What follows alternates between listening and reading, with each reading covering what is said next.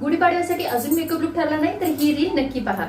तसा heavy look नाही केला बट ग्लोईंग आणि सुंदर असा ट्रेडिशनल लुक केला आहे। सुरुवात केली आहे स्विस ब्युटीच्या मेकअप बेसनी, ज्याच्यामुळे स्किन खूप स्मूथ आणि फ्लॉलेस दिसते। मी हा लुक खूप मिनिमल ठेवला आहे। लाईट वेट फाउंडेशन, थोडासा कन्सिलर आणि हलका करेक्शन। सगळ्यात आधी लावलेला आहे करेक्शन 2 शेड डार्करनी, तुम्ही त्याच्यानंतर लावला आहे फाउंडेशन। फाउंडेशनचा पण खूप मिनिमल बेस असा ठेवला आहे। यानंतर सुंदर असा ब्लश लावून फेसला सॉफ्ट ग्लो दिला आहे। LA गर्लचा 2 शेड लाइटर कन्सिलर यूज केला आहे। तर बेसला लॉक करण्यासाठी मार्स कॉस्मेटिकची लूज पावडर यूज केली आहे, ज्याच्यामुळे मेकअप खूप सॉफ्ट आणि मॅट दिसतो आणि बेस खूप छान असा लॉक होतो। आता आय मेकअप साठी मी ब्राऊन आय शॅडो वापरला आहे, जी मी आउटर कॉर्नर पासून इनर कॉर्नर पर्यंत सॉफ्ट ब्लेंड केला आहे आणि त्यावर थोडासा गोल्डन शिमर ऍड केला आहे, ज्याच्यामुळे डोळ्यांना खूप सुंदर असा फेस्टिव्ह ग्लो मिळतो।